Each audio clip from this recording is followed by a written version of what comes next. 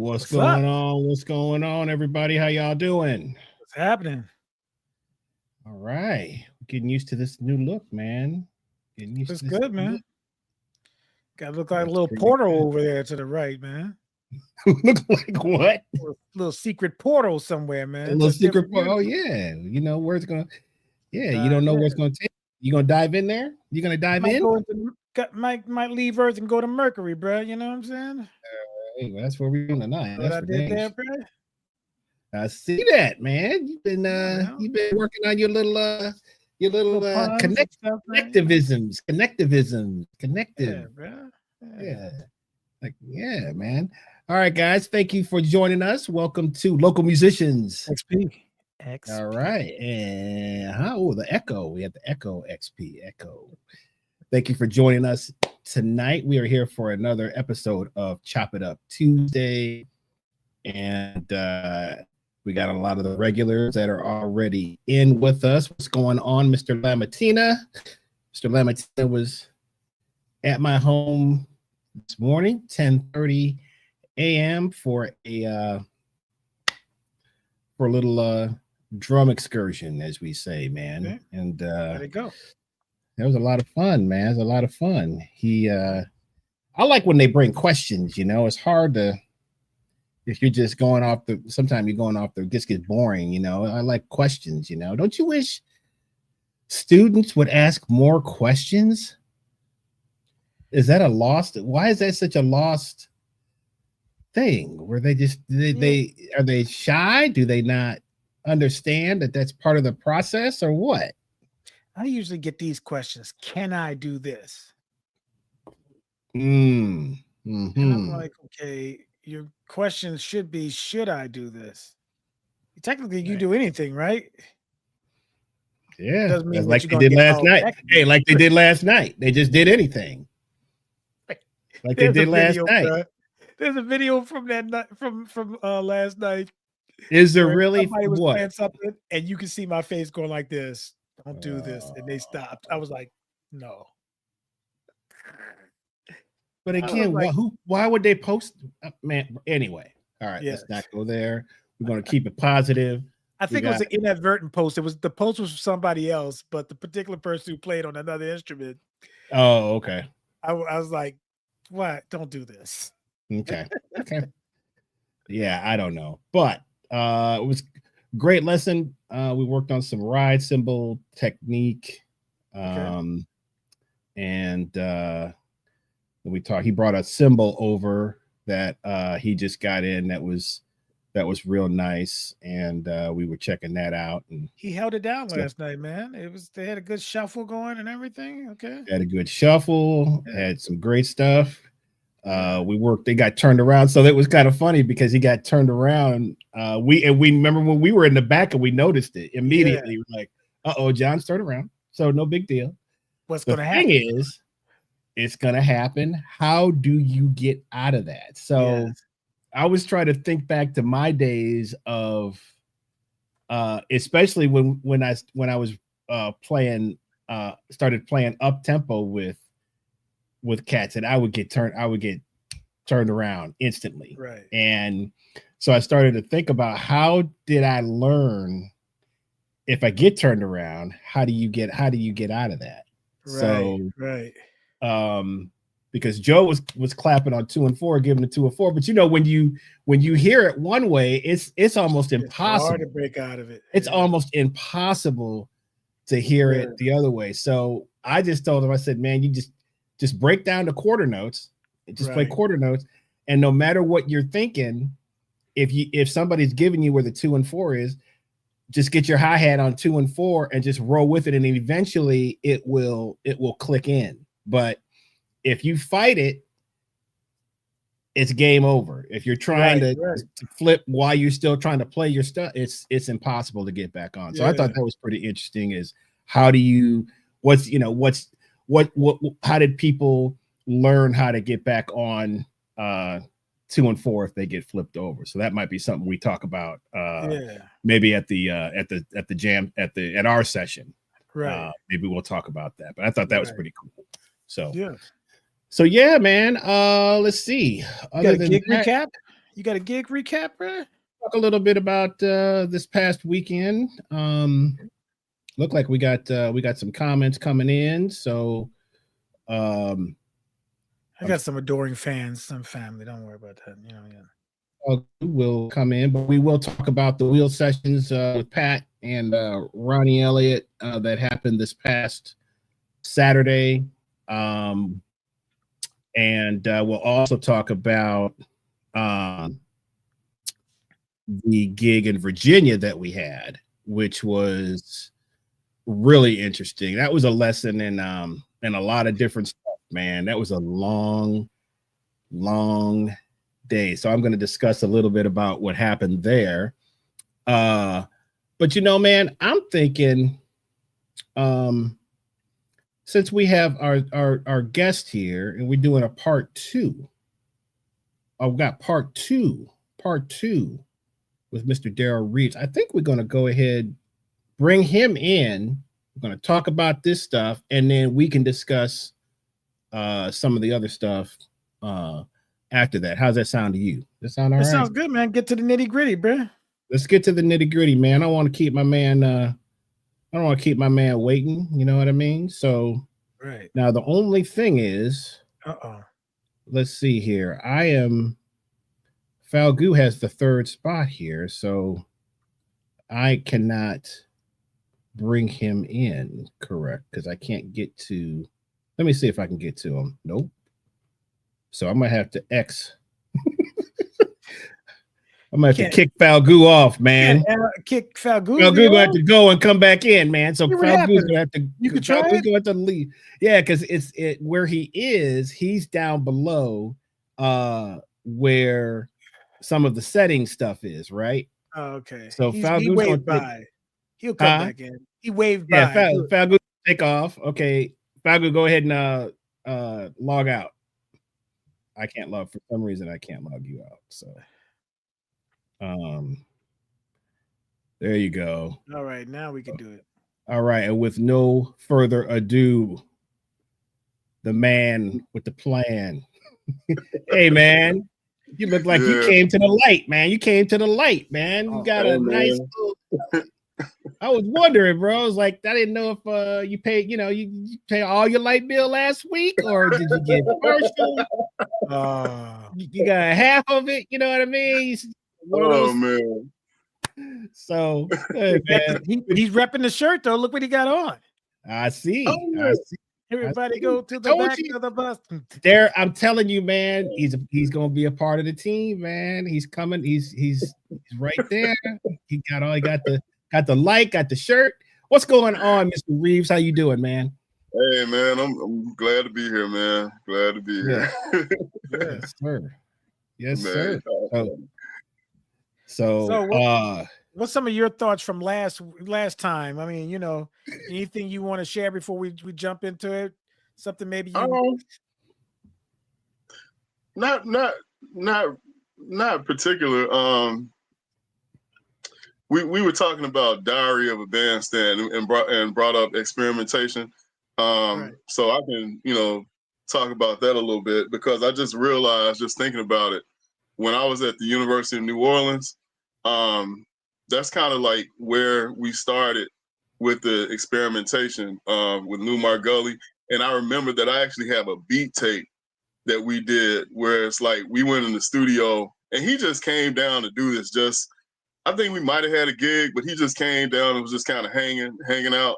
So we booked the studio session and we just spent the day like just kind of making beats in the studio, just and experimenting with the mic positions and everything, and experimenting with the instrument itself with the tape and towels, and just stuff in the kick drum, just trying to find different sounds and what worked out. Let me guess. You had a logbook and probably pictures and everything that y'all did. I took pictures. I don't know what happened to them. But yeah, I did. I was taking notes. Always taking notes. So that's cool. So man, this is what people used to do. People, we used to spend time on the process, right? You spend time on the process. It has nothing to do with a gig, with money, with any of that stuff. It's about the process and learning and experimenting and finding sound. It just, man, I love when we can pull cats on that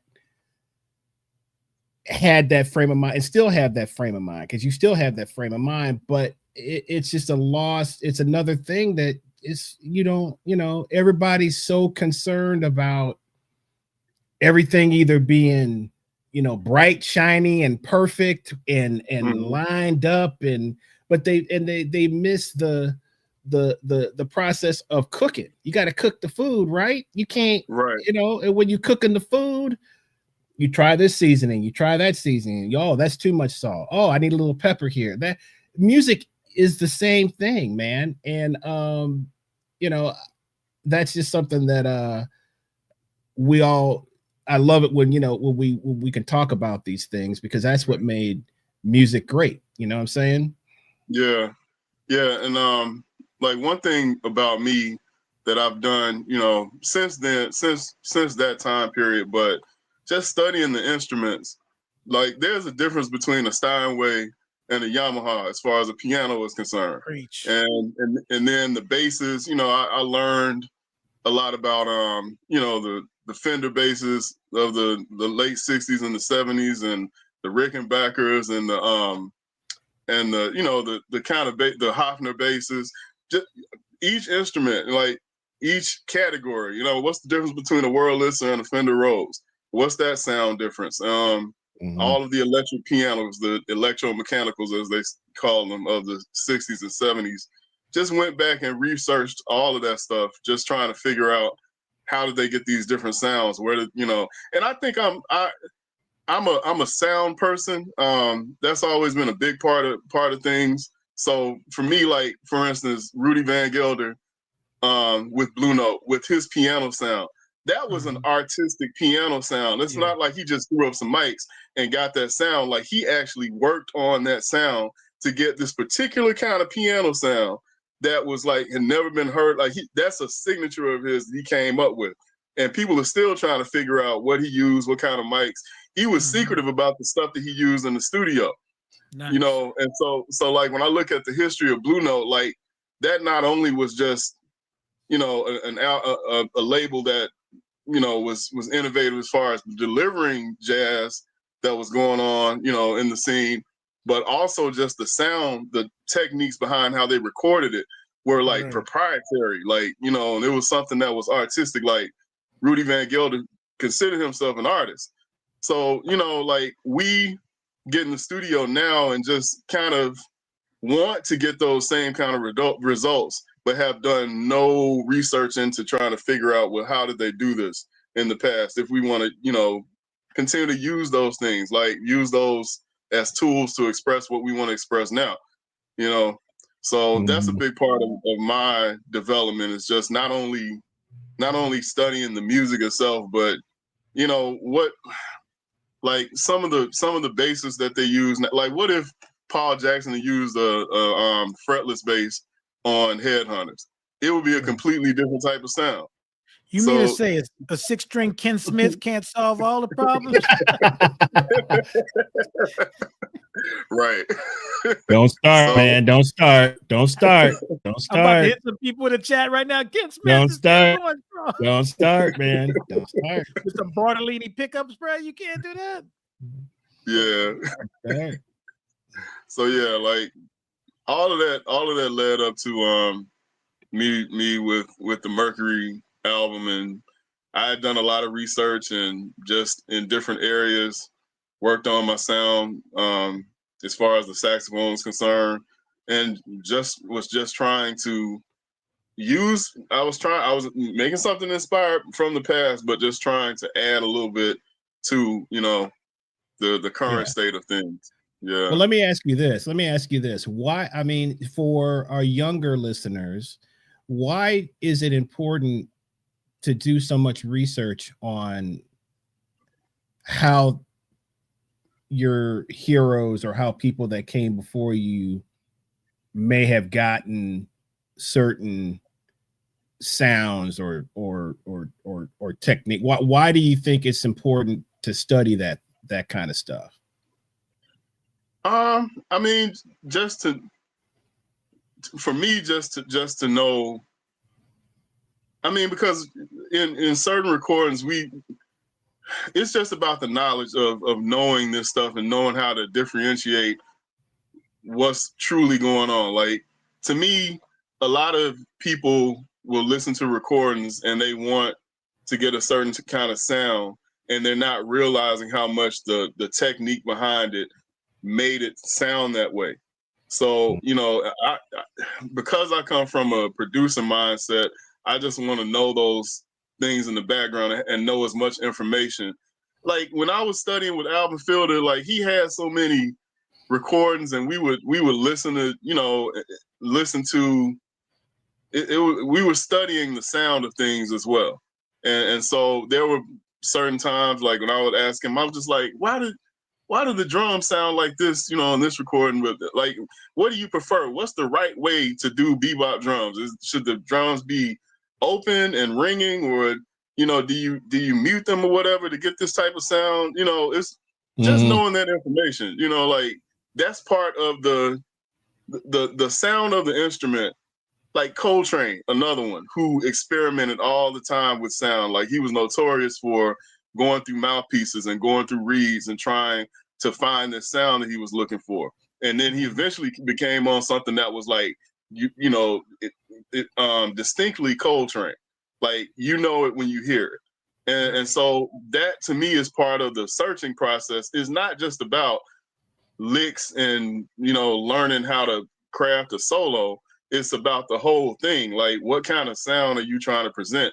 What kind of identity do you want to develop around this? And that, you have to experiment to find the thing that works for you the best. So I just think all of that in terms of sound is just important, just as important as the theoretical stuff, Man, you are so correct because, with a person like John Coltrane you brought up, his son Ravi Coltrane is an amazing saxophone player, but I found myself at the beginning not listening to Ravi because I was like, I wanted him to have his dad's sound. I want him to have that exact sound. And right? it's got to be a curse. It's got to be a curse. But now, when I listen to Ravi, I really dig his playing. But for a majority, I couldn't listen to him because my expectation was for him to have his dad's sound. That's like looking at Marcus Jordan, Michael Jordan's son, and expecting him to stick his tongue out and do a fadeaway, like Mike. Right. Continue on with the brand. Right. So yeah, you're right, man. Well, I mean, but Tyrone, you're another stickler for sounds, man. Yeah. When you're recording, in terms of, you're searching, you're trying to find different spices for whatever it is that you're cooking up, whether you're doing your stuff or whether you're producing, like with the new Carla Harris record that's coming out. Right. And you also, you like to get guys who are also conscious of their sound as well, and what sound should be brought to a particular song. And I'm a big believer in that too, is hiring cats who care about their sound, who care about, and especially if you're recording, what sound am I going to go for on this particular track? That's what we learn from when you study all the great studio musicians. Okay.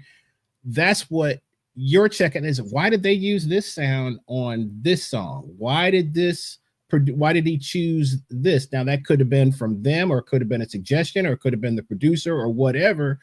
But there's certain records where like for instance Sly Stone's Fresh album, right, which is just very demo-y sounding, because that's kind of what it was. So everything is very raw on that record.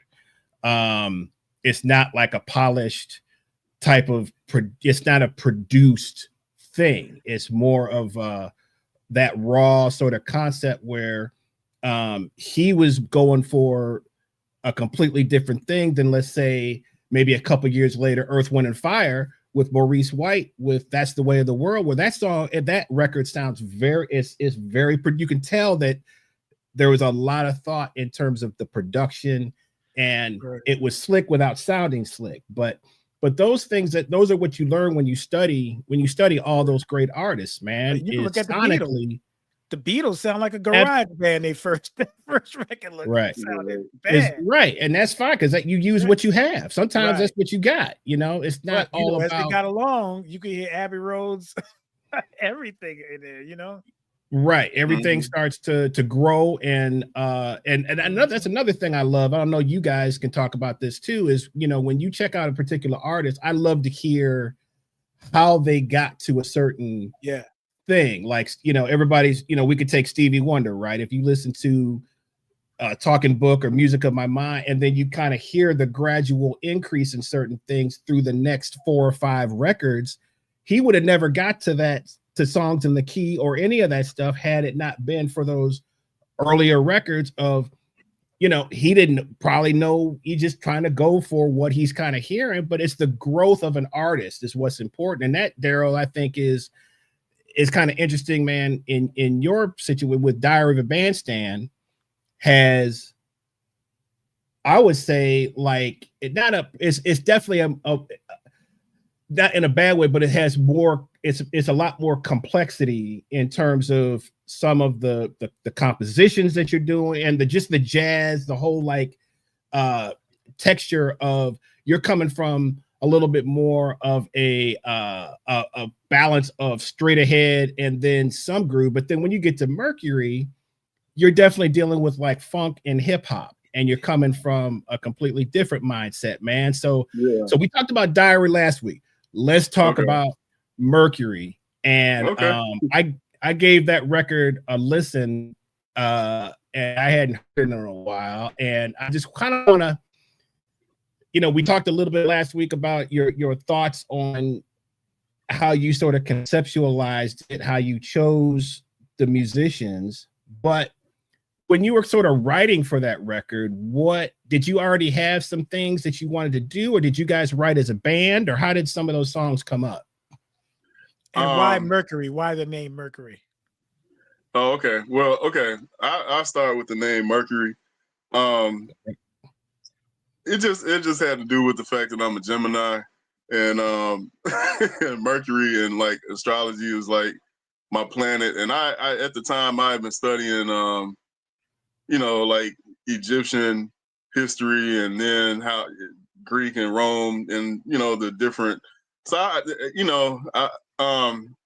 that's what it was. I was just studying it, and I was I'm gonna make a concept around the concept of Mercury, and a lot of the songs, if you look at the names of the songs, like there's a song called Mercenaries.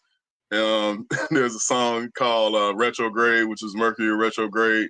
And I was just trying to, bring some of those concepts into a musical thing. That's so that's all it had to do with as far as the name is concerned. And I wanted to pay tribute to that style of album cover and the stuff in the 70s that Herbie did. But like a big range of those musicians have some very artistic covers. So that's what I was thinking there. Okay. Now, as far as you said, the musicians, the song. No, I was saying the writing, the writing process. Mm-hmm. Yeah. I had some songs that I'd already put together, but a lot of that stuff was us making it up on the spot, and it just became a song. Like Retrograde. Mm-hmm. That's Kenny's song. Like I would put it on him that he's the one that's most responsible for that. And Joel came up with the bass line on the first song, I think, when we were in rehearsal, and that just became a song. So it was a mixture of songs that we planned on doing, and then some of the stuff just was totally spontaneous, and I just happened to be recording in the control booth at the time. So it was a mixture of spontaneity and planning that came along with that. Most people don't understand that there are magic moments that if you don't have that tape record ready, bro, you could miss some of them.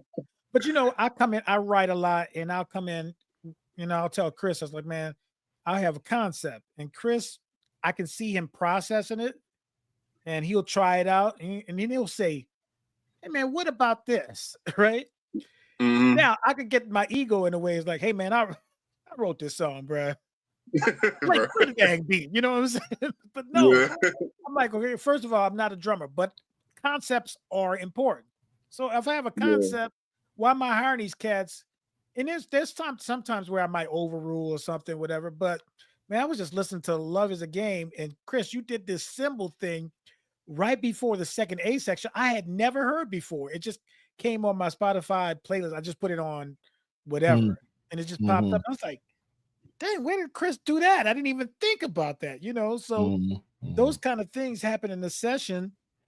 And oftentimes on the first take, you're like, oh man, that one had so much more energy. We had a mistake in that. Can we punch that one? Because the energy was right. And we played other ones that was probably more perfect, right? So it's when you have that, I don't think people really understand that. And I don't know how it actually works though, Darryl. It's like you get cats in the studio and this stuff happens and you record it and you're like, that's dope. I think everybody thinks you write everything out and then it's highly orchestrated and that's what comes up with the album. Can you kind of comment on that a little bit?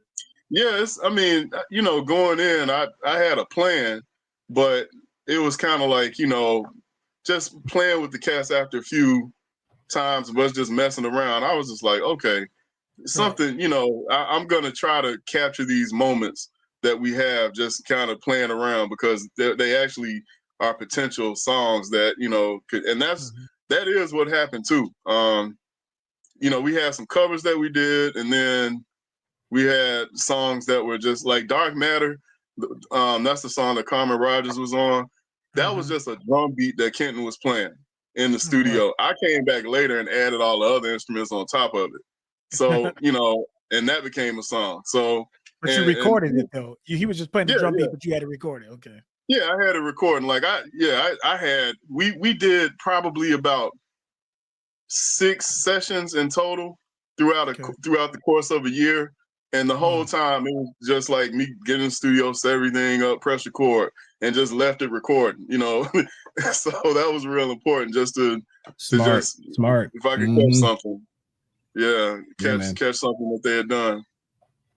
I mean, that's that I think even that process feeds into, you're trying to make or pay homage to, some of the music, the jazz funk music of the 70s. And that's exactly what they did. It was catch this groove, work on this part, I'm sure the history of the first Headhunters record, and the Chameleon, that was pieced together. That wasn't people think, oh yeah, they went in and recorded. It's like, no, man. Right. You hear Harvey Mason talk about that, man. He's like, man, we were messing that all. We had no idea that all of that was all pieced together. Right. The A section, the B section, but so even though you might not have, directly thought about your process in terms of this is going to be sort of a 70s, but you did it, man. It fit right into that. I think that's why it sounds the way it does, man. It sounds, it just sounds perfect for what y'all were going for, Oh yeah, I appreciate that. I mean, that was the goal. Like the way I mic'd up the drums with Kenton, and then I was we would be having conversations throughout the process. I'm like, hey man, I found out that the Superphonic that's what Harvey Mason used on the the Superphonic, and Kenton went and got a Superphonic. I was gonna go buy one and just bring it to the session, but he went and got one. So right. and then Joel was using his J bass. I wanted P bass, but the way he explained it, it was kind of like, the J bass will work out fine. So, I just trusted the process. It wasn't, and then keyboards, I just that was between Kenny bringing in his keyboard, and then I had an 88 key Fender Rhodes, so I would bring that into the studio. And I just knew, like, after the fact, I could do a lot of studio tricks and stuff that I know as far as effects. But you studied. I'm going to ask you about that in a second, man, about the Rhodes sound on the record, because I can tell you did a lot of research on how to get that sound. I want to know which one you use, and I want to know some of them. You might, maybe if you don't want to give them up, that's cool. But I could tell, man. I'm like, did you do some of the pickups? This cat got some information from somewhere. He got some information that's not available to everybody. I know he moved those pickups. I know he had. He got some information. So, all right, here. Okay, let's do this. I'm gonna go through because I want to talk a couple of about some of the tracks specifically. Okay. So, the first one, Cold Stone. Yeah, I'm on to you, bro. I know you. I'm on to you, bro. Okay. I'm on to you. So, let's check this out. Okay. First track on the record is Cold Stone, and which I think was Joel's dog, right? Didn't he have a dog named Cold Stone? Okay, yeah, that was his dog. But that it's like almost like the the sister or the brother to the B side of Chameleon to me. Like it's got that vibe to it. Now, was that on purpose, or was that just something that you guys were just kind of messing around with the vibe and then you just kind of caught it? That was on purpose. The Earth, Wind and Fire's first album. Yeah. There's a song, the first song on the album. I cannot remember the name of the song, but that's it's like it's a black and white cover. One with Reeves has been drumming on that whole record. Go ahead, keep going. I'm gonna look for it. Yeah, but there was a woman that came on in the beginning, and she was doing kind of like a spoken word thing. And the need of love. The track is Energy. Yeah. Energy. That's what it was. Energy. Yeah. And that's what inspired Cold Stone. Like it was a bass line that Joel came up with while we were rehearsing. But then when I got in the studio, I was like, okay, I want to use that as a groove, but open it up with that kind of free sounding jazz thing and do a spoken word part over it. So that's how that came apart. That was inspired by that. That was inspired by that song Energy. And as far as like as far as the Kenny used his keyboard on it, and it was a Rhodes with a phaser type of sound, a phaser effect on it. So it was just kind of it was real reminiscent. And actually the way the bass line goes, it was reminiscent of Chameleon, because it was that back and forth, minor chord between the minor chord and the minor third up, So yeah, it wasn't not a minor third, but a sus chord. But yeah, it was. That's where it came from. You were asking about the keyboard sounds, and I'm laughing because I'm gonna have to reveal my trick. Okay, on some of the songs it was my 88 key Rhodes. Some of the songs it was Kenny's keyboard that was from the studio. But then there was other stuff that we did in my house, and I have this sound collection, East West Colossus. Right. The Rhodes on the East West Colossus is what's on Retrograde and some of the other songs. And the reason why I use that is because like that patch that they have in there, it's a special. Yeah. The way they recorded it, it was a real Rose that they recorded and sampled, but it's like that sound right there. That was kind of like a real fat drum, Rose sound that I hadn't. Okay. That I was looking for. So, we used some virtual instruments on there that you would think, are the real thing. Nice. There's a part there's a part on Mercury where I was playing bass. Y'all don't think that that's Joel, but I was playing bass. Wow. Yeah, because it was a part that Joel was just like, I'm not getting what you want me to do. This is on Think Twice. With the Donald Byrd cover, Think Twice. Mm-hmm. So on that song, the part up in the beginning, I wanted him to do this kind of Dilla feel that I've heard on several of Dilla's songs, like Slum Village and that whole kind of thing. It's like one of those specific Dilla things, but he wasn't really understanding it. So I was just like, I get it, and just I came back and did like the front part of the song, and then the improv part, that's Joel. So I like it. I like it. I mean, I had to work with what I could get because it's you gotta know some shortcuts to get what you want. Absolutely, yeah. That's true. All right.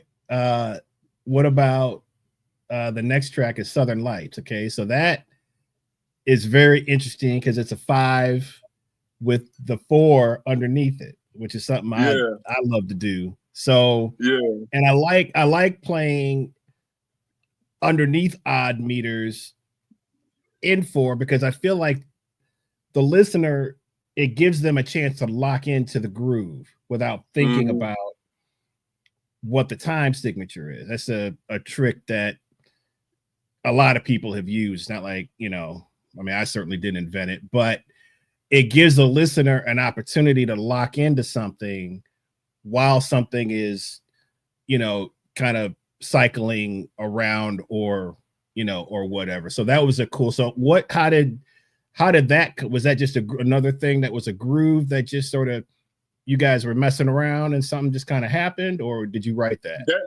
That was a song that I wrote. The beat that Kenton was played, the beat that he played, it started out being something else. And we have like some rehearsal tapes on my YouTube channel where the original concept was at first. What I was just trying to do, the original beat was inspired by like a reggae project that I had. I can't remember who it was, but it just transformed and morphed into more of kind of like a trap beatish kind of thing. And so that's where the groove came from. I wrote this song and the melody, and with us rehearsing it, it just came together. There still was like some spontaneity to how that song worked out, because I just kind of wrote a shell of a song. I had the melody, but I wanted them. I trusted that they were gonna bring something to the table, so I just kind of left things open, just to not try to dictate every single part. I mean, I playing with some killing cats, so I was trusting that they know where to fill in the blanks. And as far as the the trap thing, that just came from just being in the environment. I mean, I lived on Moreland Avenue, and at the time,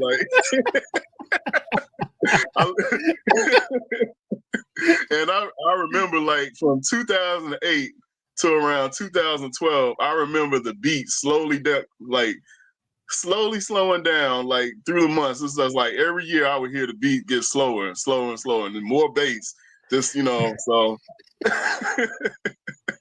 so I just got inspired to that's the part of the landscape. Which I wanted to. There was a question that a guy had on the post, the Facebook post, because he was asking about the future of hip hop jazz. I mean, I don't have to say it now, but no, good. Okay. We'll talk about like I think he was asking about what the future of what young people can do as far as the future and mixing hip hop with jazz and everything, and I just want one of the things about music, the jazz music, going back to the beginning, like jazz was just not swing in the 30s and 40s. There were also Latin rhythms that were in jazz as well. Like Charlie Parker, he recorded a Latin album. And so for a while, it was swing and Latin rhythms that were the backdrops of the songs. And then the hard bop era hit, where they started including 1940s and 50s R&B as an influence into jazz as well. So I feel like as jazz has progressed, it's always had periods where it was borrowing from other styles of music. It wasn't just like swing forever and, you know, nothing else. Like you know, Latin music has been infused with jazz for a long time. Then like the 1940s R&B sound, the boogaloo sounds, that's been infused. So by the time we got to the 70s, I don't feel like that was just such a drastic, you know, yeah, it was drastic in the fact that they got away from swinging so much. You know, like a song like what's the song on Thrust? Actual Proof. Like to me, that feels very much again like a straight ahead kind of vibe song, like right. the Absolutely. energy. Absolutely.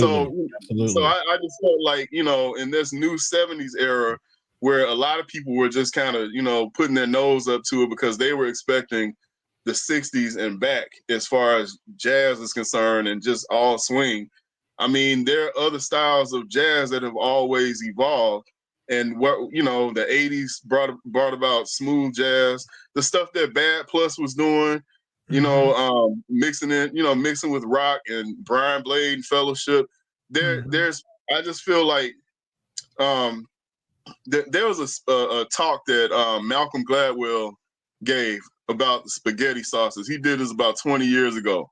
And he said in America, at a certain point, like Ragu, Pregu, all of those, you know, top 3 spaghetti brands, they were trying to come up with the perfect spaghetti sauce. And they were having all of these focus groups trying to come up like, what do we need to do to improve this, to make this the top brand? And then there was a guy that he was talking about who was a consultant that came in and was just like, you need to stop looking for the perfect spaghetti sauce and start looking for the perfect spaghetti sauces. You know, in other words, presenting variety into the picture. And that's where I'm looking at, where when you want to ask the question, where is jazz going? I mean, I understand, because it's like, well, if we don't have a central identity to then anything could be jazz, you know, or that kind of thing. But at the same time, I mean, you know, again, the music has never just been purely one thing and only one thing. Maybe in the very beginning, but it still has always borrowed from other styles of music. And, you know, and you can, today, if you wanted to take some of the top 40 songs today and jazz them up, I mean, you can come, you know, some of them have chord changes, some of them have interesting rhythms and everything. So it just depends on the kind of thought and intent you put behind it. But I just, you know, just for me, as far as asking where's the future gonna go with this, I mean, you know, you can argue that smooth jazz is the most dominant sound of jazz. You could, you know, just because it's more popular with certain people, but that doesn't mean that we throw out the tradition and that's gone too. It's just, you know, you have different pockets now of what people are doing. And, you know, I don't know if I can be on the side of the traditionalist and on one end, but I also can be on the side of somebody that wants to explore and, you know, see if there's something else out there that can be added to the repertoire. So what's your answer to that, Tyrone? I'd love, what do you got to say about that? I mean, the world we're in right now is less about creativity. It's like you see it when I watch basketball. People talk about everybody has a trainer now to teach them moves, you know. But sometimes, you know, your crossover came because you were emulating somebody and you just didn't do it exactly. It's the same way with sessions. You know, when you go to a jam session, after you heard Charlie Parker play, you'd run to the jam session and try to emulate it. It wasn't an area where you could copy it, but you play what you thought Charlie Parker was doing. Right. You end up coming up with your own thing. Right. So nowadays everything is so exact. Like you can go and watch a tutorial and see exactly what a person did. And you got technology like Melodyne where it could just take things away and you can know exactly what's going on. And so with the advent of AI, I think it's going. I think people will find a way. Let me just say that people will find a way to work in confines of stuff. But with the advent of AI to do something, we're seeing it now as college professors that creative writing is less about the creativity. So now to solve that problem, we tell them, hey, why don't you use AI to write a paper and then argue against it, right? And that's how you get them to spark. But they're not doing the first writing of the thing, So we know that they're using AI now. Now we got to make the adjustments. Say, okay, let ChatGPT create the paper. Now you argue against it in class. Right. So you just have to find out how you're going to be more creative. I don't know if it's going to be with newer instruments or adaptations on instruments, or maybe AI is going to be a bigger part of creativity than we've ever seen before in our lives. So the future is kind of crazy, but there are cats now. Like Chris, you play with a young guitar player. I mean, I wasn't playing like that at 15 years old. You know what I'm saying? So there are people who are killing, and you look at the church too. When you were talking about sounds, I'm learning organ. I've been playing it for a little bit now. Let's say I've gotten serious about organ, right? Man, everything about that instrument is the sounds and where you place it. It's not even about how you play it as much, because some of the best organists are playing some simple stuff, but it's like arranging. Like, I'm going to use this sound for this thing. I'm going to use this sound for that. And there's so many variations off of it. It's just crazy. So I'm just going down a rabbit hole trying to figure that out. But I don't know if kids today are this fastidious to do what you did, Darryl, to be like, I'm going to research this, I'm going to do that, and call up people, go in a phone book and give it a chance. Now hey Google, what microphone did Rudy Van Gelder use on the 66 recording of right? Right. I mean, you're not going to even proof it, right? So what preamp did you use with it? Where did it line up the room? Like that, some of these things are lost art forms. Engineers used to be able to walk in a room and snap the fingers like, hey, set the microphone right here. Yeah. Now, hey, I can take that noise out. Yeah. I'm not hating on it. It's just what it is, but Yeah, that's one thing that I consider myself lucky on, because I had to teach audio, and so a big part of my teaching was teaching about acoustics and how that works, and comb filtering, phase cancellation, and being in a room in a certain place, and bass build. So yeah, like that was a big part of not only like when I recorded Mercury, that was a big part just of what room we recorded in, and I mean the biggest thing was the drums, like with Mercury, and also like that should be with every recording. Every recording that should be that. Every recording. Right. You shaking your head over there. You notice the truth. It is because we were mixing, and a particular engineer, not we, but I was in the mixing room, and the engineer was like, the drums sound kind of different. Let me use some drum replacement. I was like, no. I was like, he wanted a retro sound on it. He's like, oh, really?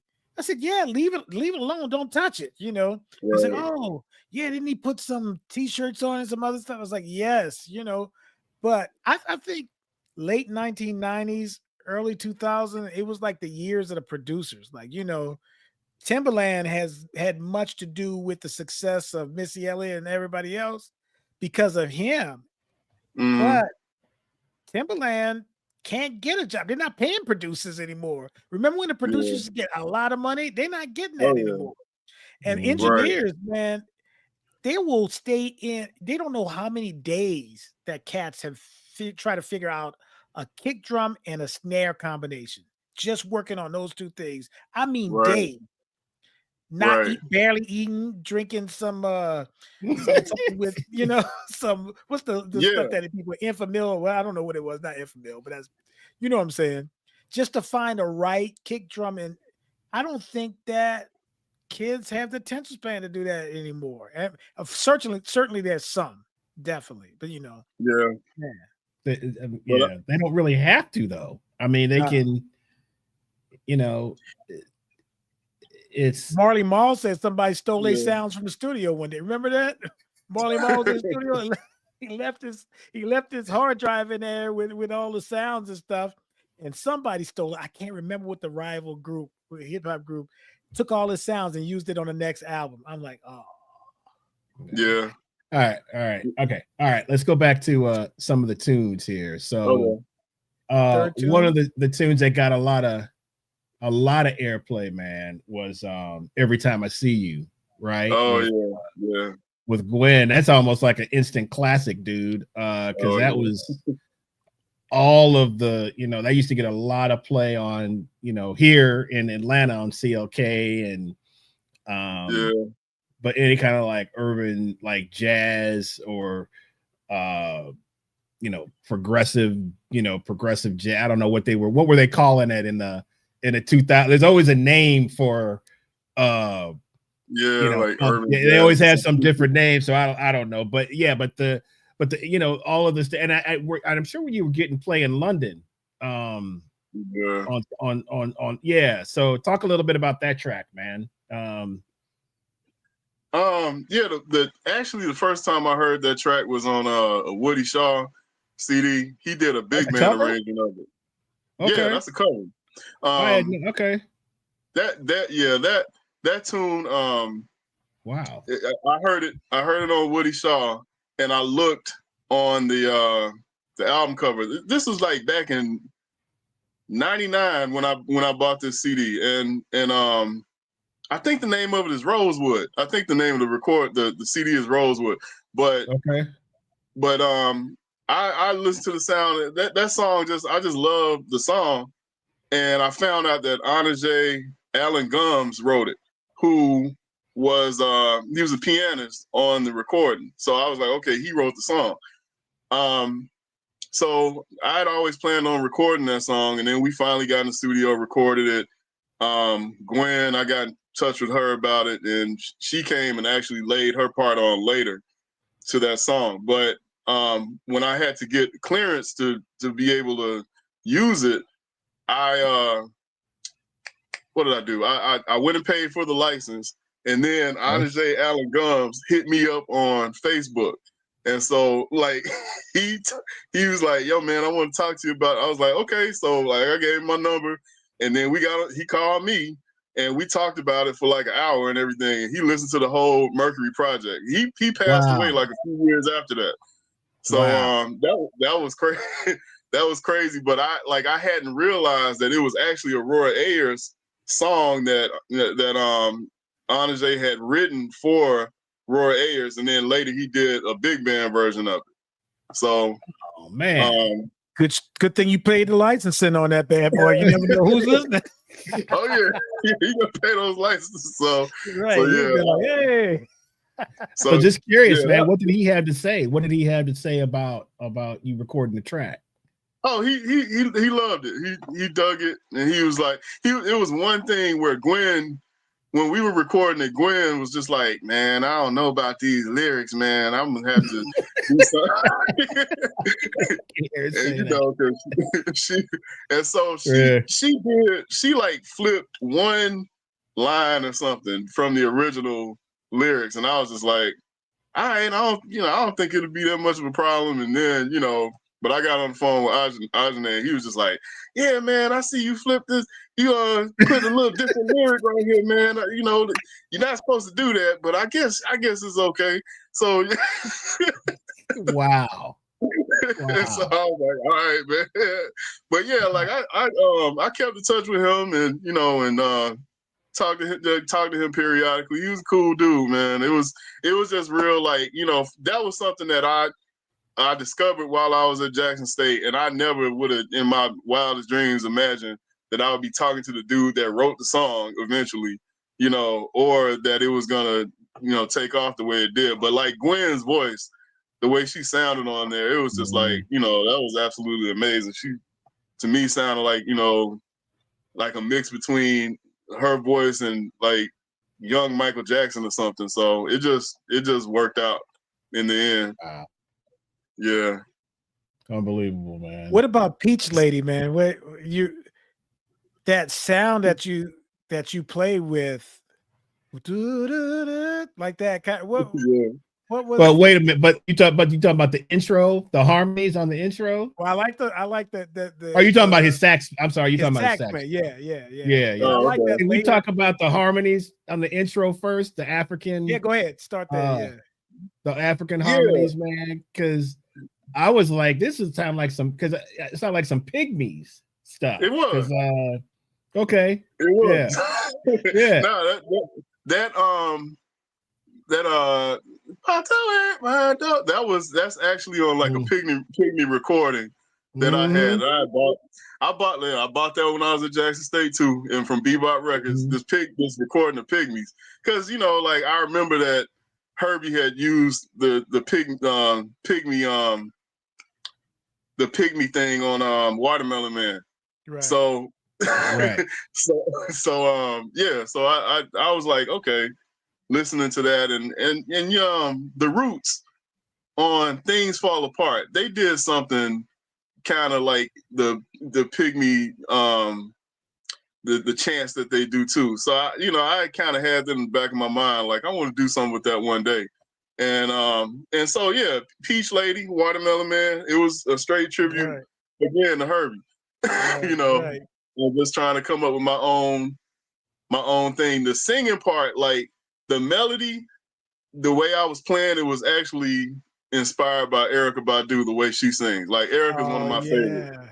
So I was kind of imitating how she does, you know, how she does things. And like the melodies on Mercury, like in the past, I've done all these complex melodies, like playing straight ahead stuff, and I just wanted to make stuff that was more singable to people. Like, you know, like my parents loved what I did with my prior recordings, but just some of the stuff, they didn't listen to it. You know, like they were just like, yeah, I'm proud of you, but I just wanted to make something that was more singable to people. Like I can still be complex, but just in terms of the way I bring you in, let me present something that you can sing. And that's part of that to me is part of the tradition of jazz. I mean, in the bebop era, Bird did some complex melodies, from standards that he took and then, repurposed the chord changes like ornithology or something like that. But on this, like I learned a lot from Paul Jackson. Not Paul Jackson, Benny Moffin. Benny Moffin as far as the way he plays.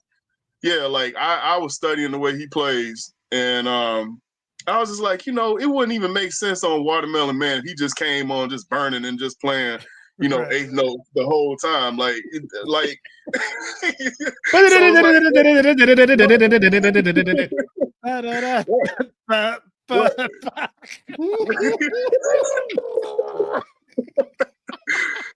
So yeah, I wanted to learn how to sing more and just sing on the instrument, play less complex stuff. You know what I'm saying? Not that I'm dumbing it down. It's just that it makes sense in the musical context. Like I wouldn't play a ballad. Why you don't even have to go into it. You know what? That's I think just because we're so trained, man, to we've studied a lot of the masters and the bebop and the complexities of that. But listen, what is Coltrane's probably most famous composition? In my opinion, Naima. Yeah, right. Yeah. So why is that? Why? Because you can sing it, man. You can. That's a melody that you'll never forget. Yeah, think which song gets the most plays, Killer Joe or Stablemates? You know what I'm saying? Right.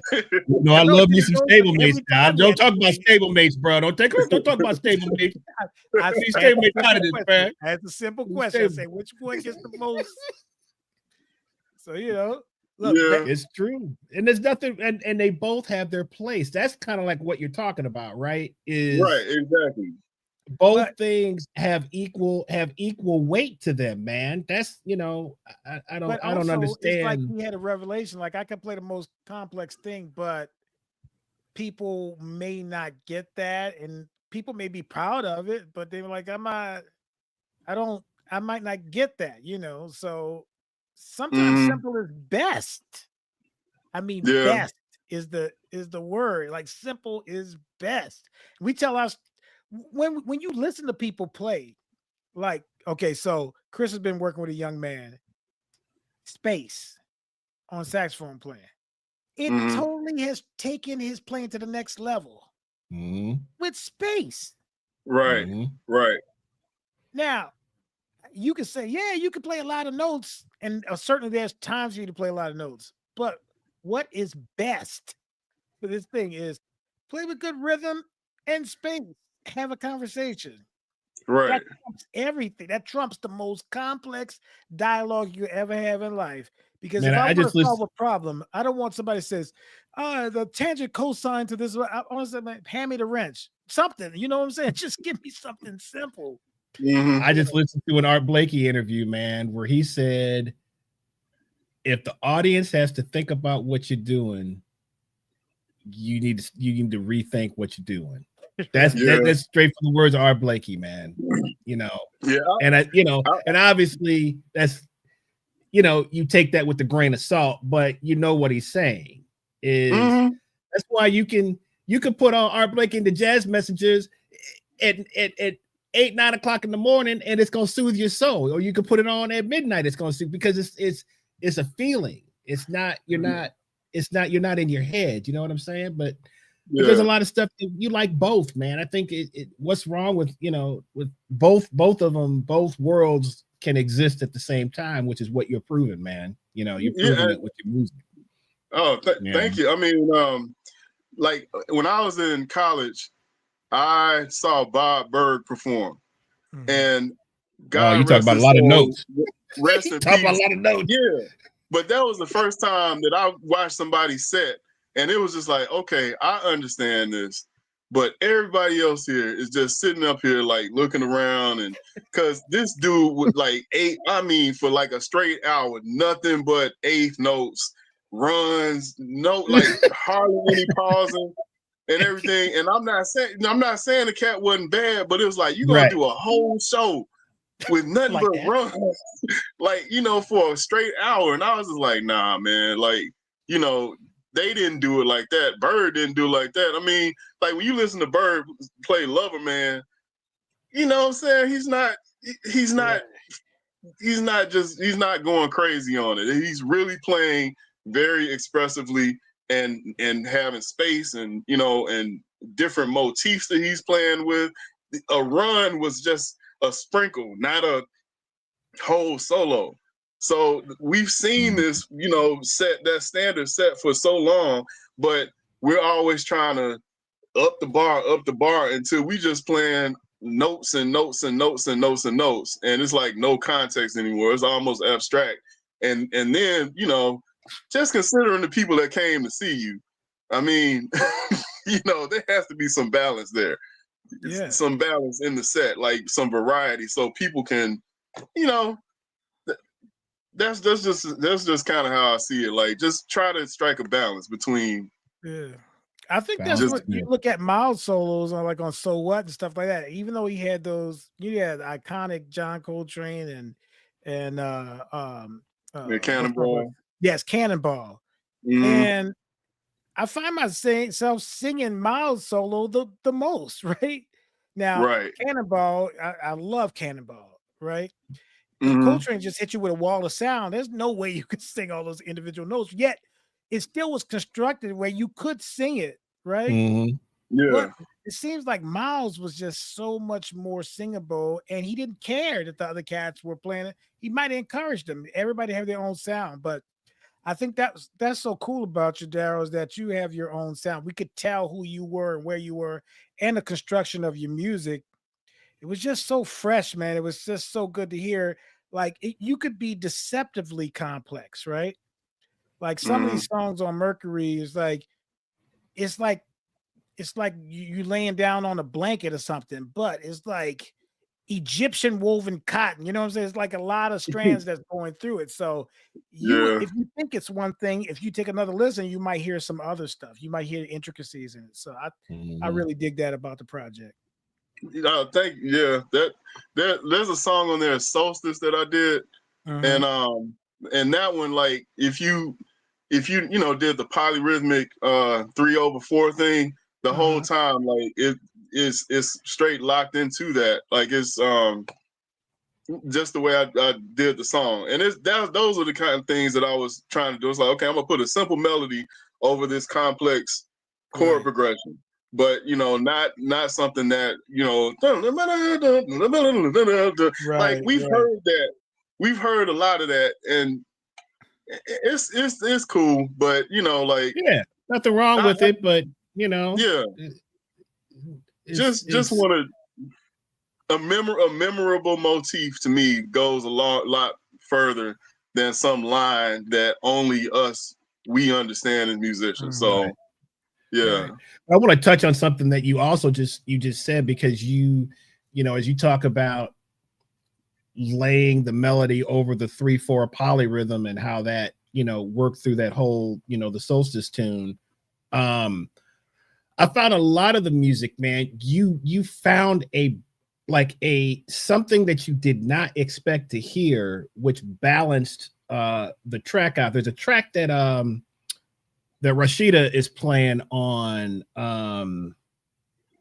is it the messenger? Is it the messenger? Is it the messenger?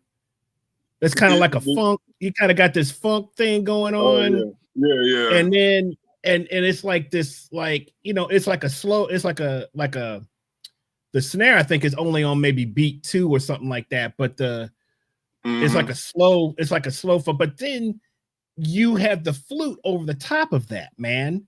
And which you would never expect. You'd expect something hard, right? Something, because it's very masculine the way that it sounds, right? And then you balance it with something very soft, man. I mean, that's like next level producing, dude. I mean, I know you just take, what I'm saying, you taking it for, not for granted, but just, you talk about the messenger.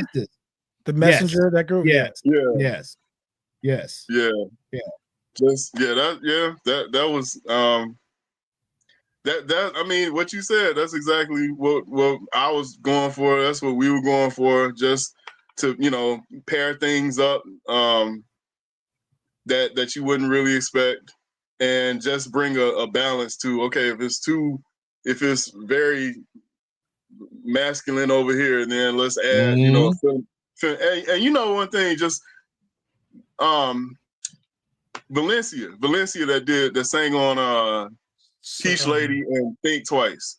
Right. She told me one day, we were talking, and I was just like, I was looking at my YouTube analytics, and I noticed that my listeners were like 90% male, like almost 100% male. And I'm just like, I'm not making my music to exclude it from women listening to it.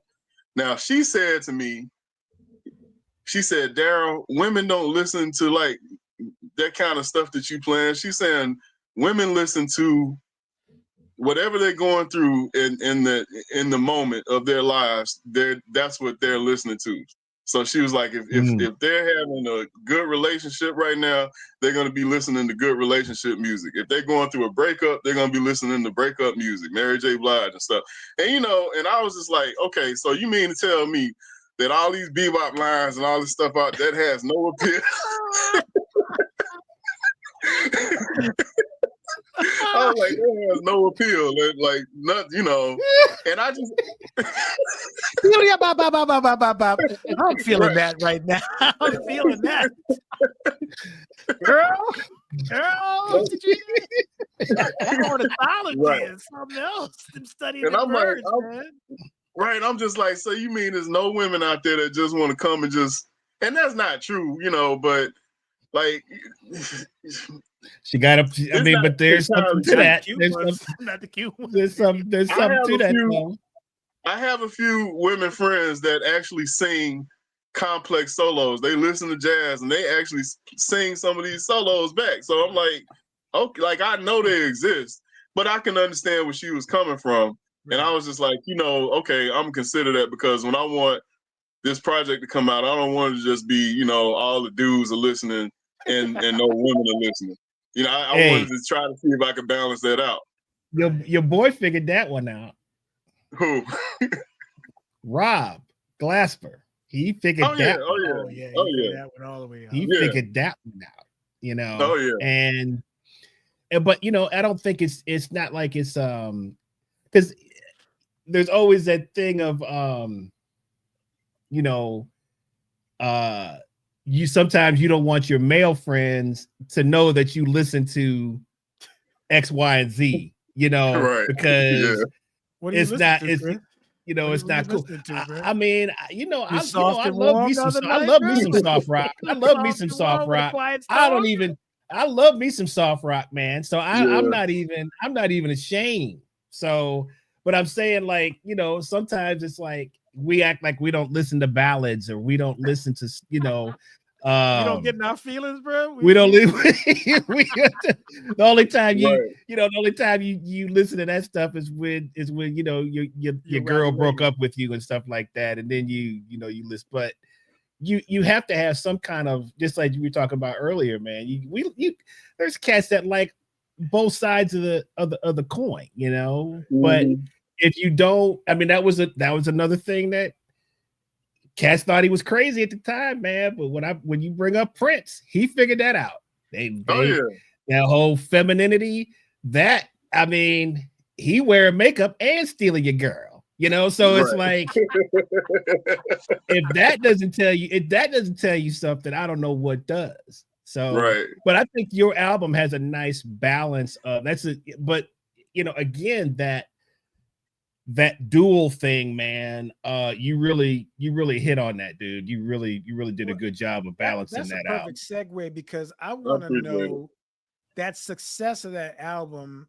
I mean, what happened? Did y'all know that it was like, I don't know how people define success, but anyway, I thought it was really successful, and it was a good mark for things that happen out of Atlanta, because people don't think about us in terms of jazz music or whatever, So can you talk about the success of that and how it came about, and were you surprised by it, or what?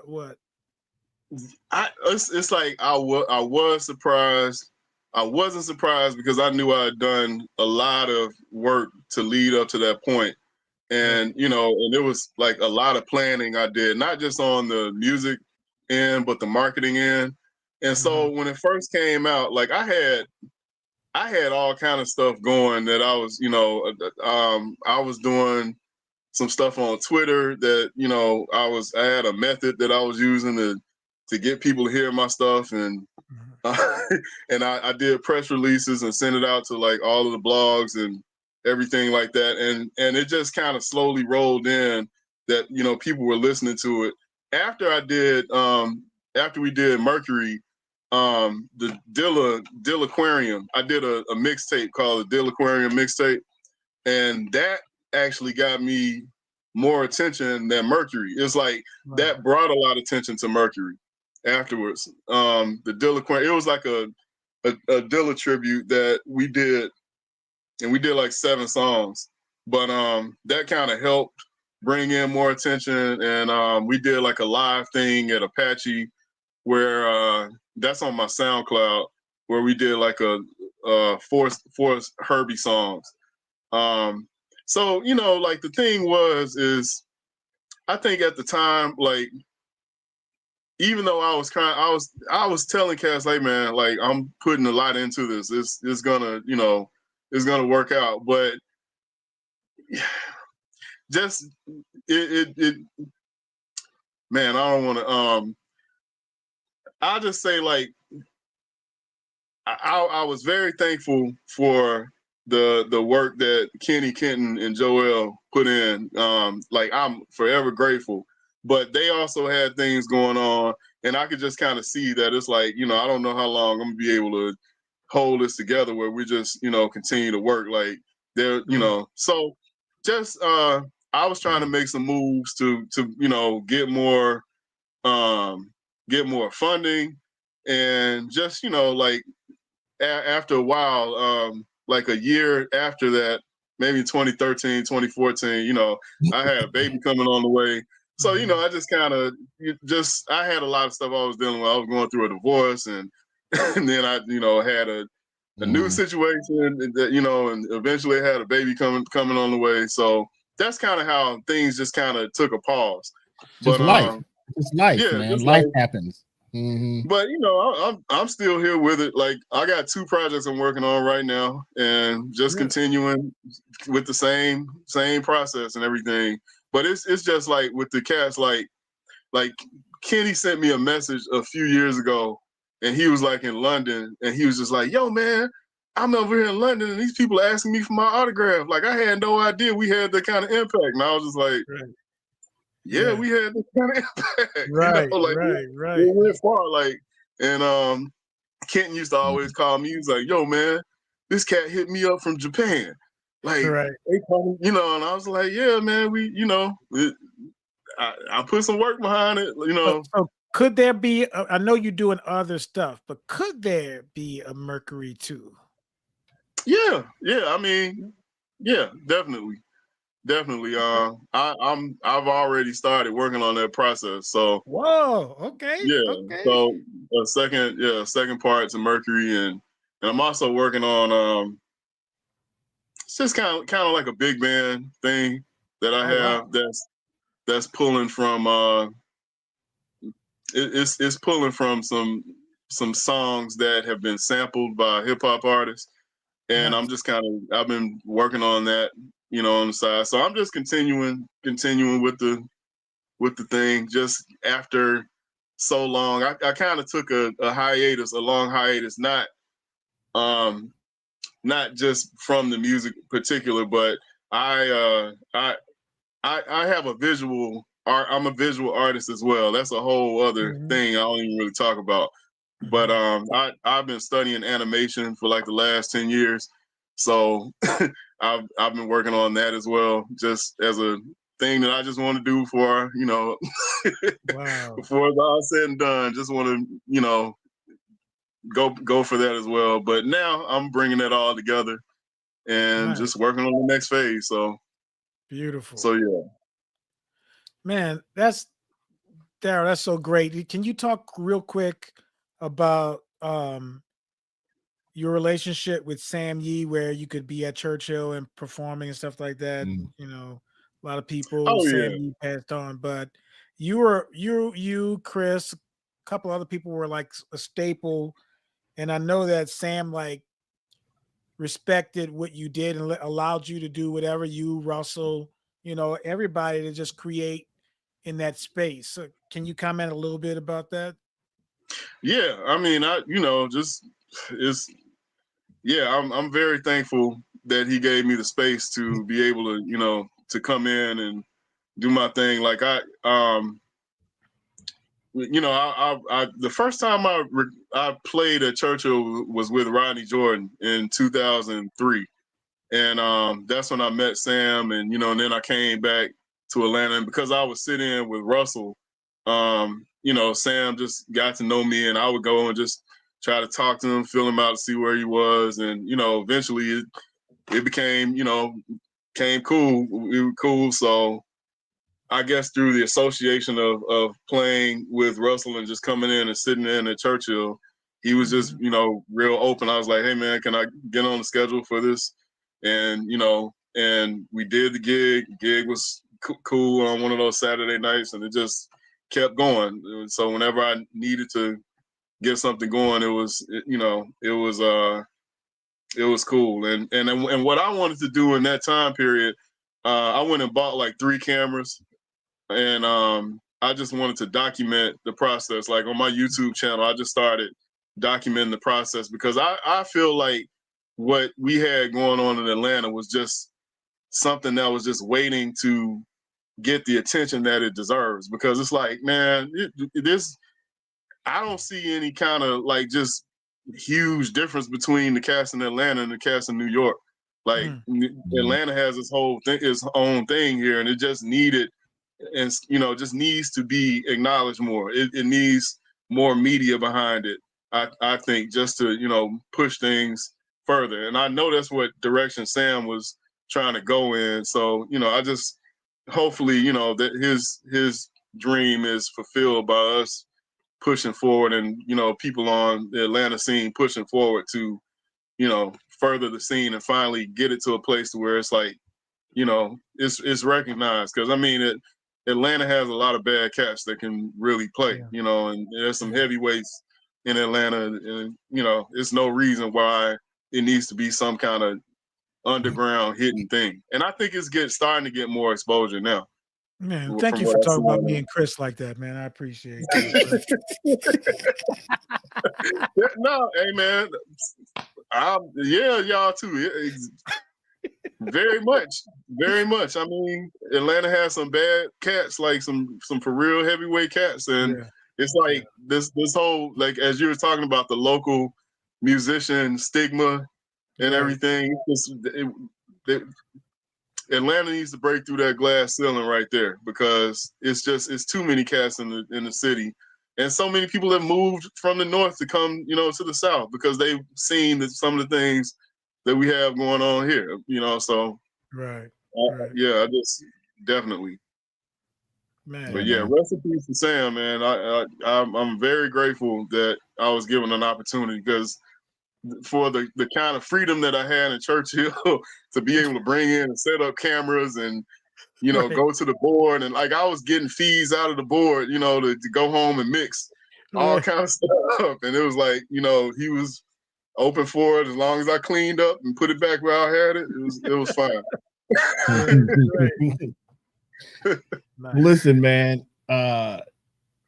Thanks for joining us for the second part and breaking down the Mercury record and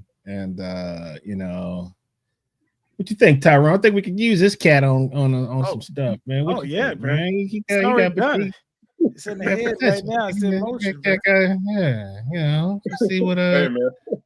I got two Rhodes, Darryl. I got an 88 key Rhodes that got more like the chick sound, and I got a buttery one that's a suitcase.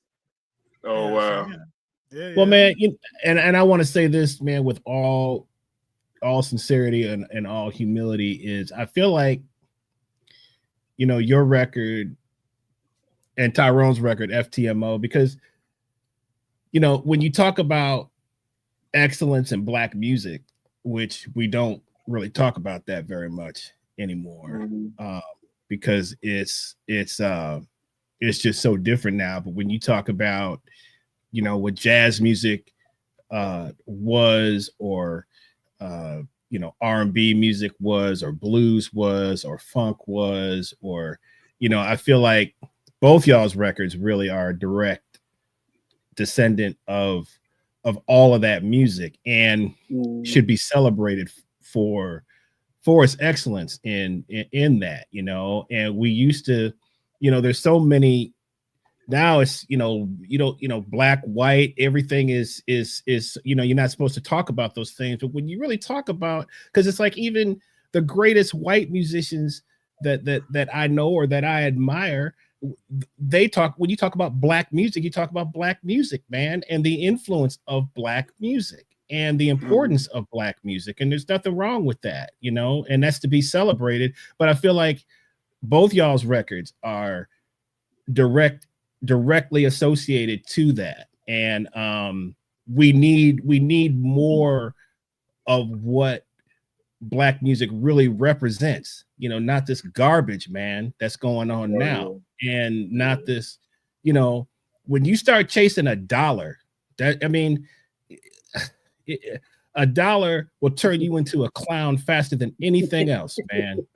And there's nothing wrong with getting paid, but when you sell your soul, I have a problem with that, man. I pray for you, but I have a problem with that, and so you guys are both definitely to be celebrated, man, for upholding what the great masters that came before you, man, would be proud of what you guys have done with your music. So I just wanted to say that, I appreciate it, man. Appreciate it. I don't owe you any money or something, do I? I mean, I'm yeah, you do actually. Yeah, you do actually. Oh yeah. So yeah, man. But thank you, man. We will see you soon, man. We got some yeah, Darryl. We got some ideas. Thank you too, man. I really appreciate it. Absolutely. Absolutely. All right, man. We talk to you soon. All right, man. Peace out. Later. All right. Yep. Man, that was nice, man. Yeah, man. Real nice, bro. I'm glad we got the part 2, so we didn't have to wait so long where it's fresh, man. So yeah, that was. We got cool. He's sitting there. We got part 3, 4, 5, 6, 7, 8, 9, and 10 coming up too. With some other stuff. Some other sequels. You about to milk this bad boy? You about to do some Godzilla movies, huh? Got some ideas, man. Got some ideas. So yeah, man. I think we I don't really want to. I know it's a lot, but yeah, man. Y'all should do a show, man, with the the Mercury and the FTMO. I think that would be a nice, because it's coming from the a little bit of the same brainchild. So collaboration is always good, man. Yeah, I think that's good too. Man, that was really nice, man. That was good. Get in the mind of somebody. It's just always like inspiring to see what a person was talking about crafting. But I gotta say, bro, you were on the money with some of these guesstimations and hypotheses that you had. I gotta say, I gotta give you your research team, bro. Y'all did pretty good. It's called listening. That's what it's called, right? What is that concept? Listen. I know, man. It's an ancient term, right? From way back, that people used to actually do when. Hey, man, I had a friend who was a pastor. Rest in peace. Go ahead. No, I'm sorry. Go ahead. Oh no, you got it. What were you gonna say? I had a pastor friend of mine who was mentor to me. Rest in peace. He said, "That's why God gave you 2 ears and 1 mouth. You got to do twice as much listening, bro." The loudest one in the room is the weakest one. That's the best line ever. Ever. So, it's there, and there's more cats out there, man, that are upholding, the lineage and trying to push it forward, right? But still do their own thing. Those are the people we really want to, we want to be a part of what we're doing and reaching out to, because there are, man, you got to find them, but they are absolutely 100% out there, man. I think they're called artists. So that's ancient term too. All right, listening artist. Man. But everybody's an artist now, right? So. Oh man. Well, shout out to our guests. You want to pull them up? How you want to do it? You can see them probably more than I can. Okay, I got shout out to Rhonda Williams. That's my cousin. She's a twin too. Yeah, Rhonda and Yolanda. Shout out to Ron Smith. Okay. Look at Nick is in there again. David Allen Lane came in. Michael Jones. Tom Gross. Who's this for Joshi Vinegar? Who's that? Who's this person? I have no idea. I don't know who that is. I don't know. Okay. Might be a saying. Might be. I don't know. Vitanis. Ghost Notes going strong. Larry Allen. Now, let me tell you, as soon as I said the football player? No, 6-string bass, Ken Smith with Bartolini pickups. As soon as I said that comment, this cat came in. But that cat would slap the bass with his thumbs. One time he hit me on the shoulder. Boom! I almost collapsed, bro. I was like, what? Killing bass player from New Orleans. What's up, Larry? Shout out for coming in. Okay. Who else do we have? Clarence Tom Ford. said that was a she's a great Indian singer. Oh, okay. I gotta check it out.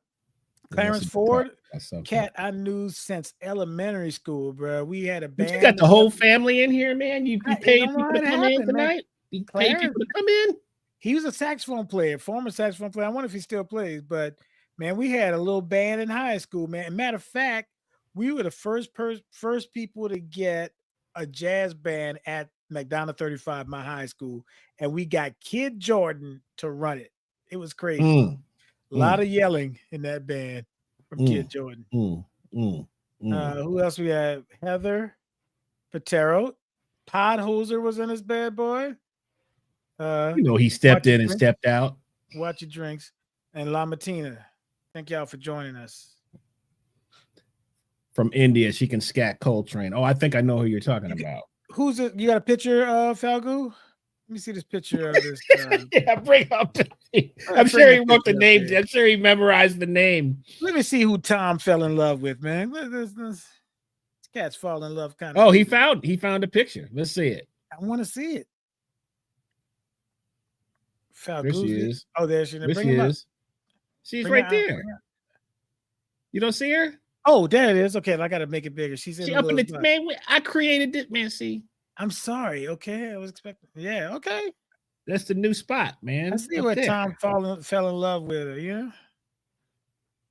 Okay, I gotta check her out. It's good to have Falguzzi back. Yeah, he didn't have a baseball game tonight, so he's slumming with us, I mean, I'm just saying, baseball.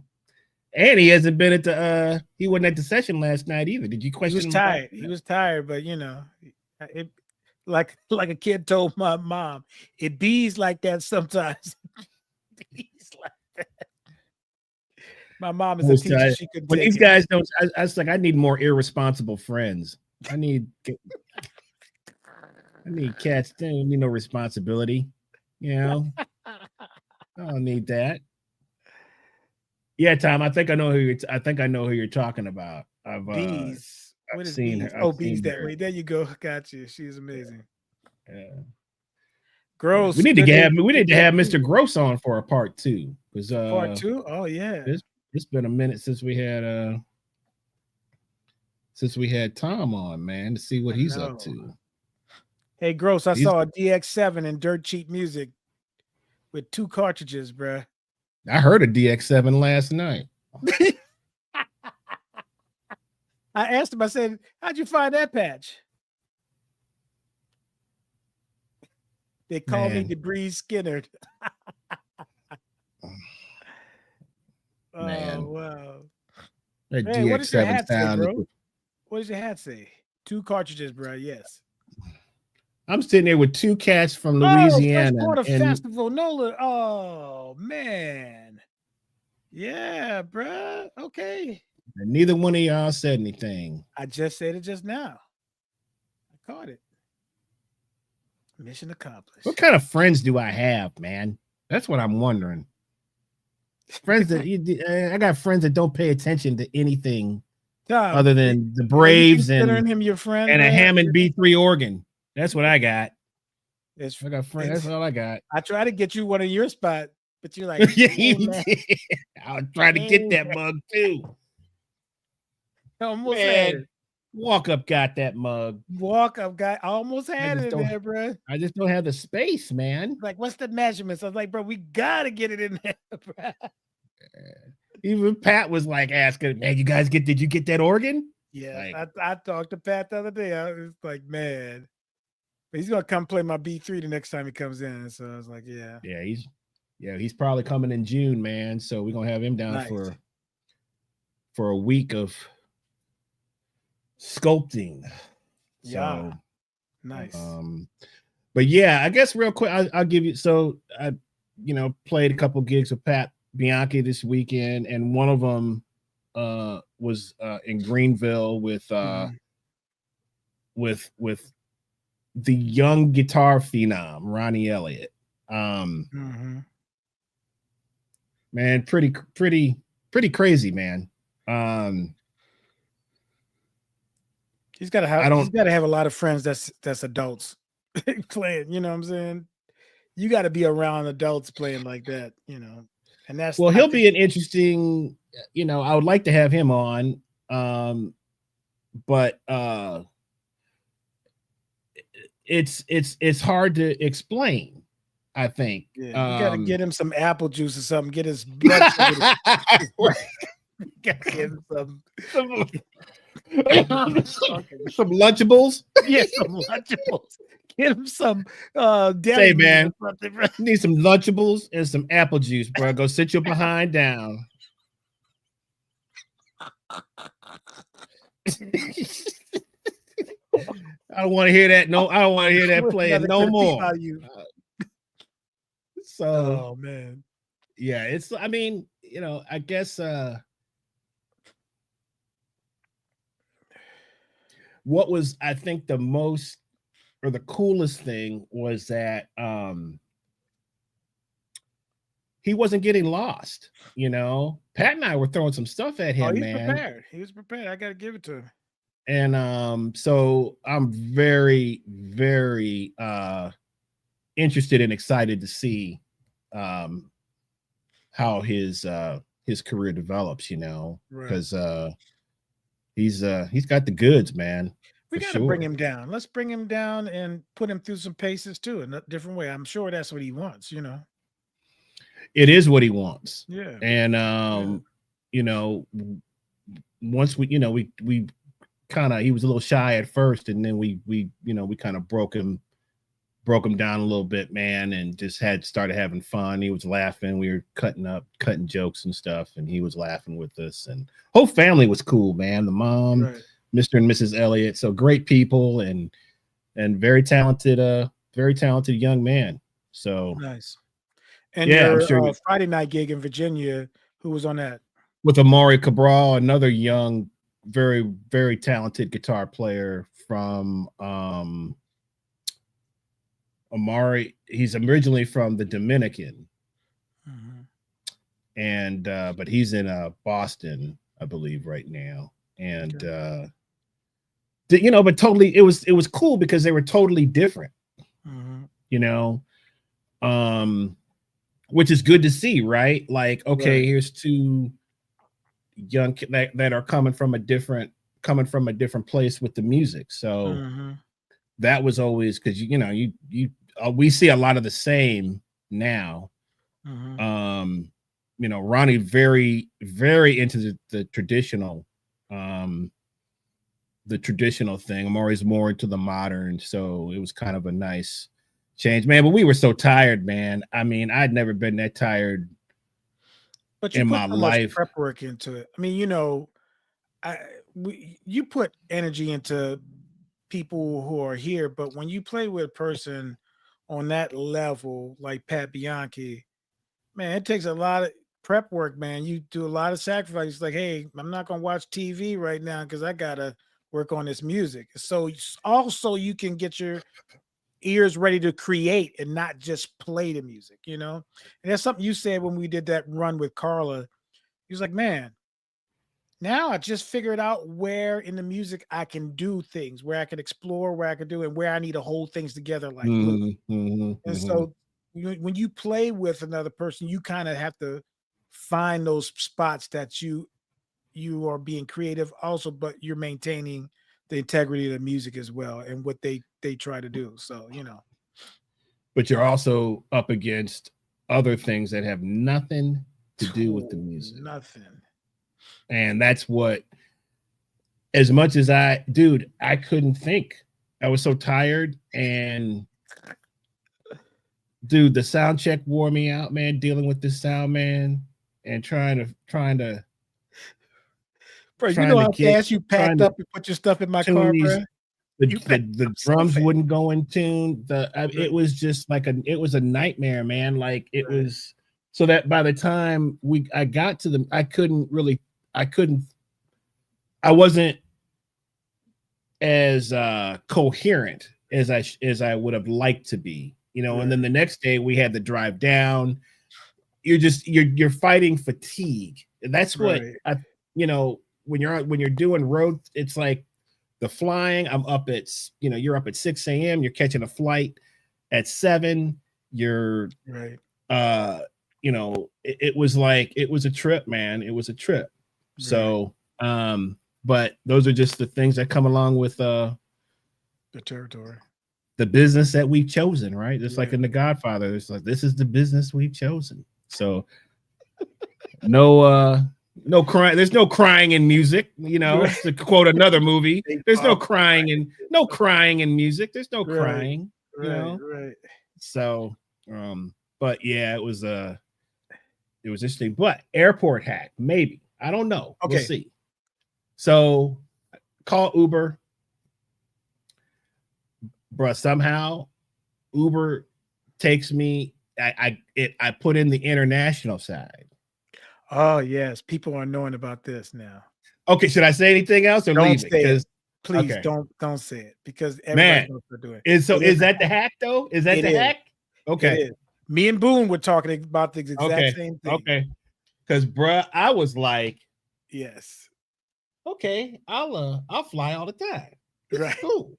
That is a hack. Okay, that's the hack. Okay. All right. Hey, Falgu, do you have my thing? I'm doing a residency at Georgia Tech real quick. Can you put that up, please? Yeah. Put that up there, brother. Yeah. So doing a residency at Georgia Tech. Very good. There we go. Let's see if this one looks better. Hold on. Nope. Same thing. Sorry. Okay. Yeah, so you know, you go to Instagram, whatever. It's going to be at Georgia Tech Monday and Tuesday. Monday we'll be playing with the combo, and Thursday we'll be playing a set with the big band. There we go, cool, with the big band as well. So we're also doing a master class at 3:30 to 5 o'clock in the Couch Building, room 115. That's on Monday. So come out, get a little taste of this master class action. And then Tuesday we'll be playing with the Georgia Tech ensembles run by Dr. Chip Krotz, and the other band, which is a huge band, by the way, is Mace Hibbert. So come on out and check that out. Cool. Yeah. Sounds good. Thanks, Falguzzi, for putting that up there. Sounds good. Looks like if my dad played piano right there. It's crazy. Man. Shout out to Mr. Jackson. Yep, Mr. Jackson. Mr. Jackson. All right, so we all guys. Like us on YouTube, right? Yes, like us on YouTube. We are going to move exclusively to YouTube. I know I keep saying that, but we are just steps away from that. So for y'all joining us on YouTube, I really appreciate it. Share this podcast, like it.